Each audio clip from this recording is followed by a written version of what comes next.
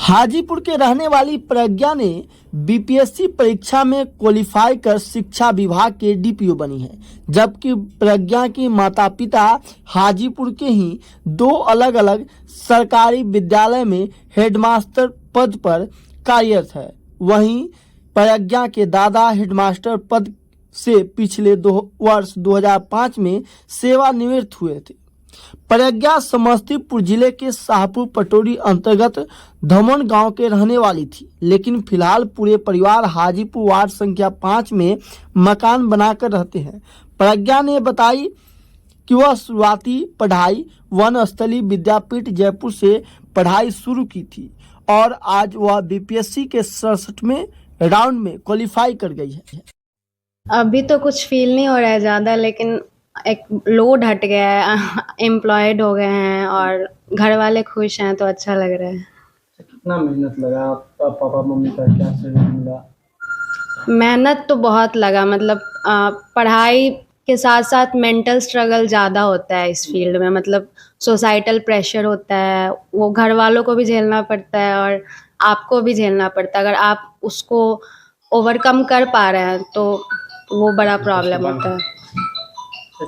कहाँ से पढ़ाई स्टार्ट की थी, शुरू कहाँ से की थी? हम बचपन से ही वनस्थली विद्यापीठ से पढ़े हैं, जयपुर से। उसके बाद कॉलेज के लिए हम NIT राउरकेला गए थे और फिर हम दिल्ली जाके प्रिपरेशन की। 1 साल जॉब भी किए थे बीच में बैंगलोर में, फिर दिल्ली जाके प्रिपरेशन किए और अभी कुछ महीनों से घर पे रह रहे हैं। कितना घंटा पढ़ाई करती थी, तैयारी कर? ऐसा मतलब फिक्स नहीं था कि इतना घंटा करना है, बट टारगेट हम सुबह सुबह लिख लेते डायरी में कि आज ये करना है और उसको हम कंप्लीट करने की कोशिश करते थे। कितना खुश हो? अभी खुश हैं कि नौकरी लग गया है और अच्छा जॉब में, मतलब जो चाहिए था सर्विस वो मिला है। ये मेरा फर्स्ट प्रेफरेंस था, एजुकेशन सर्विसेज। अब आगे क्या करना? आगे हमको बिहार में जैसे अभी एजुकेशन के लिए लोग काम कर रहे हैं, हमको भी उसमें काम करना है और बिहार को जो अभी लोएस्ट लिटरेसी लेवल पे है उसको हमको बहुत आगे लेके जाना है। ऐसा कभी नहीं लगा कि लोग लड़की को घर से बाहर नहीं निकलने देते और आपके मम्मी पापा आपको राजस्थान भेज दिए पढ़ाई के, कैसा फील हो रहा था? फील हो रहा था कि हाँ कुछ करना है, मतलब इतना बड़ा रिस्पॉन्सिबिलिटी मिला है तो कुछ करना है बड़ा। ये बचपन से ही था कि कौन कौन लोग अभी तक आपको फोन किए हैं, बधाई दी है? घर के आसपास के लोग हैं, एक डीपीओ हैं और वो उनके घर वाले अभी आए थे। मेरे फ्रेंड्स हैं, उनका फ़ोन आया था जो साथ में प्रिपेयर कर रहा है, और मामा का आया था, बुआ आई हुई है मेरी।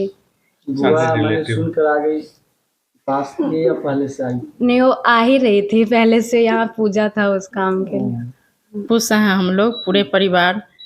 जब रिजल्ट आया तब से सारे लोग आ रहे हैं बधाई देने के लिए। और ये बहुत मेहनत की, वनस्थली विद्यापीठ से स्कूलिंग की, फिर NIT राउरकेला से JEE मेन का ये की कोर्स पूरा की, फिर BPSC UPSC सबके तरफ तैयारी करने लगी। अभी तो रिजल्ट आया है, आगे फिर UPSC के लिए भी सोच रही है। ऐसा नहीं लगा कि आप लोग बिहार में रह रहे हैं और लड़की को राजस्थान भेज दिए पढ़ाई के लिए? जो लोग अभी लड़की को घर से बाहर नहीं जाने देते ना, उसके लिए क्या कहेंगे? नहीं, ऐसा कुछ नहीं है। लड़की और लड़का माने अच्छा करना होता है, जो वो लड़की भी करेगी लड़का भी कर सकता है। और 2 लड़की है, बड़ी है ये अच्छा की है तो वो दोनों को भी, एक लड़का एक लड़की है तो इससे उसको सीख मिलेगा कि हम अच्छा करें, वो लोग भी अच्छा करेगा इसके साथ। बहुत ज़्यादा खुशी हम लोग, बहुत। मेरी बेटी एकदम अपने आप को रूम में कैद कर ली थी तैयारी के लिए, और इसका ये था कि हम निकालेंगे ही, किसी तरह हम जितना मेहनत करना पड़ेगा करेंगे और निकालेंगे। कितने घंटे पढ़ाई करती थी ये? रात में 2 बजे 2:30 बजे सोने जाती थी, सवेरे फिर जगती थी, दिन भर माने खाने और ये सब के बाद उसका अपना जो काम पर्सनल होता करके उसके बाद फिर बैठ जाती थी पढ़ने के लिए। दिन भर फिर पढ़ते ही रहती थी। है जितना ये मेहनत की है शुरू से ही, इसके जो त्याग की है, और बचपन से ही क्लास 6 की उम्र से ही ये जो बाहर रहने लगी, तो अभी तक बाहर रहती है। मात्र 6 महीने, अभी 6 महीने से ही यहाँ पर है। जब वो 67, 68, 69 का एग्ज़ाम चल रहा है तो वही देने के लिए यहाँ लगातार रह गई। तो 68 भी मेन लिख चुकी है, 69 भी लिखी है, उसमें भी इसका अच्छा निश्चित रूप से आना है पीटी।